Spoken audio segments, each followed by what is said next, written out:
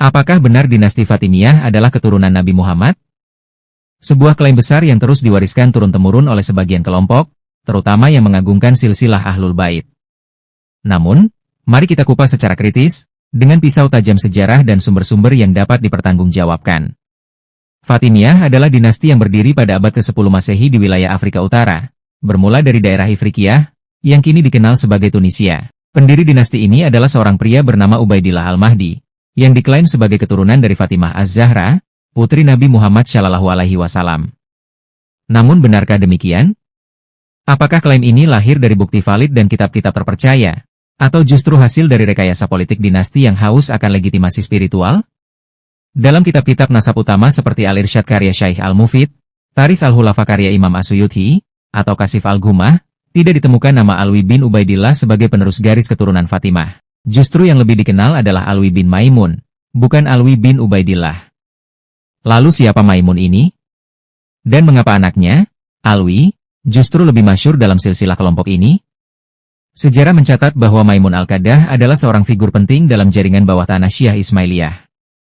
Ia dikenal sebagai pemikir rahasia, tokoh gerilya ideologi, dan salah satu arsitek ideologis dari kemunculan dinasti Fatimiyah. Beberapa riwayat menyebutkan bahwa Ubaidillah sebenarnya adalah anak atau cucu dari Maimun, bukan dari jalur keturunan Nabi. Ini tentu menggugurkan klaim mereka sebagai dzurriyyah Rasulullah. Maimun Al-Qadah, tokoh di balik tabir. Siapa sebenarnya Maimun Al-Qadah? Dalam literatur sejarah, ia dikenal sebagai salah satu pemimpin bawah tanah dari gerakan Syiah Ismailiyah, sebuah cabang dari Syiah yang berseberangan dengan Syiah Imamiyah. Maimun bukan sembarang orang. Ia adalah sosok cerdas, penuh strategi, dan terlibat langsung dalam membangun jaringan dakwah rahasia. Ia dan pengikutnya bergerak diam-diam di tengah tekanan Bani Abbasiyah dan para penguasa Sunni. Namun, jejak sejarah justru menunjukkan bahwa nasab dinasti Fatimiyah lebih dekat kepada Maimun Al-Qadah daripada kepada Rasulullah SAW. Nama anaknya, Alwi bin Maimun, jauh lebih banyak disebut dalam literatur-literatur sejarah awal Syiah, terutama di kalangan Ismailiyah. Lalu dari mana munculnya nama Alwi bin Ubaidillah?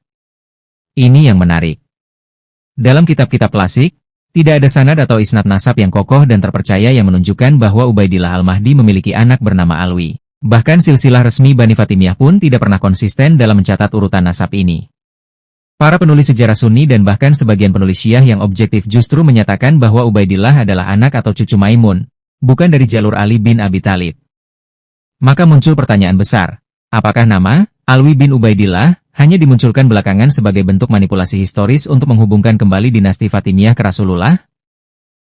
Jika benar, maka ini bukan sekadar kekeliruan akademis. Ini adalah rekayasa politik tingkat tinggi, yang mencoba menggunakan nama Rasulullah untuk meraih dukungan, kesetiaan, dan kekuasaan. Tentu, bukan hal baru bila legitimasi politik dalam sejarah Islam seringkali dihubungkan dengan nasab Ahlul Bait.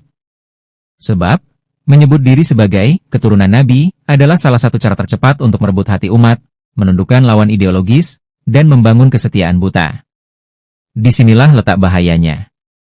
Ketika nasab menjadi komoditas politik, maka kebenaran sejarah pun mulai dikaburkan. Kitab-kitab pun ditafsirkan sepihak, pohon-pohon nasab dimodifikasi, dan nama-nama seperti Alwi pun muncul entah dari mana, hanya untuk memperkuat posisi penguasa. Kitab-kitab nasab membungkam klaim Alwi bin Ubaidillah. Dalam dunia keilmuan Islam, kitab nasab memiliki posisi yang sangat penting. Ia adalah referensi silsilah, bukti sejarah, dan identitas turun-temurun. Maka jika ada klaim keturunan Rasulullah, seharusnya ia bisa dirunut, ditelusuri, dan diverifikasi dalam kitab-kitab besar nasab. Namun, saat kita membuka kitab-kitab tersebut, justru kita dibuat terkejut. Nama Alwi bin Ubaidillah, yang konon menjadi jalur nasab dinasti Fatimiyah, tidak ditemukan dalam kitab-kitab utama yang dipercaya oleh para ahli nasab, baik dari kalangan Sunni maupun Syiah. Beberapa referensi yang dapat kita sebutkan di sini. 1. Kitab Al-Irsyad karya Syaikh Al-Mufid, seorang tokoh Syiah terkenal, tidak mencantumkan nama Alwi bin Ubaidillah sebagai anak dari pendiri Fatimiyah. 2. Kasif Al-Ghumah, juga dari kalangan Syiah, tidak pernah menyebut adanya anak Ubaidillah bernama Alwi. 3. Tarikh Al-Khulafa karya Imam As-Suyuti, sejarawan Sunni, tidak menyebut silsilah Fatimiyah sebagai bagian dari Ahlul Bait. 4. Bahkan dalam literatur Ismailiyah sendiri, nasab mereka cenderung berhenti pada Ismail bin Ja'far Asy-Syadiq, tanpa menyambung ke jalur Fatimiyah secara jelas. Apa artinya ini? Artinya, Klaim bahwa dinasti Fatimiyah adalah zuriyah Nabi melalui jalur Alwi bin Ubaidillah tidak memiliki dasar kuat. Bahkan lebih banyak riwayat menyebut Alwi bin Maimun, yang justru memperkuat indikasi bahwa nasab mereka berasal dari Maimun Al-Qaddah, bukan dari Rasulullah. Hal ini sejalan dengan pandangan para ulama besar seperti Ibn Haldun, Ibn Taimiyah, dan Al-Zahabi, yang secara tegas menyatakan bahwa dinasti Fatimiyah adalah dinasti palsu dalam hal nasab. Mereka bahkan menyebut bahwa penguasa Fatimiyah adalah zindik, menyebarkan paham batiniyah dan menyimpang dari ajaran Islam yang murni. Jadi, jika klaim nasab ini tidak didukung oleh sumber-sumber otoritatif, mengapa masih banyak orang yang membelanya? Mengapa masih banyak umat Islam hari ini yang menganggap bahwa Fatimiyah adalah wakil dari darah Nabi? Jawabannya ada pada satu kata, legitimasi. Ketika politik membutuhkan dukungan spiritual, maka yang paling mudah adalah mengklaim keturunan Nabi. Bahkan jika harus mengarang silsilah, menambahkan nama yang tidak pernah ada dalam sejarah, dan menghapus kenyataan bahwa nasab sejati mereka berasal dari tokoh kontroversial bernama Maimun Al-Qaddah. Fatimiyah, simbol Ahlul Bait sebagai alat kekuasaan. Setelah merebut kekuasaan di Ifriqiyah dan kemudian menguasai Mesir, dinasti Fatimiyah membangun sebuah rezim yang sangat berbeda dari pemerintahan-pemerintahan Islam sebelumnya. Mereka mendirikan negara yang berbasis ideologi, bukan sekadar kekuatan militer. Apa ideologi mereka? Mereka menyebut diri sebagai wakil sah dari Ahlul Bait, pewaris ruhani dan politik dari Nabi Muhammad Shallallahu Alaihi Wasallam.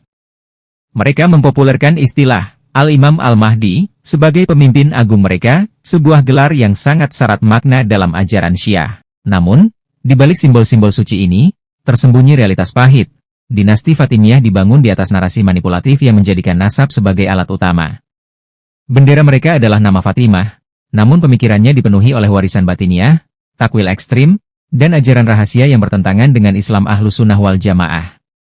Masjid-masjid mereka digunakan sebagai pusat doktrinasi.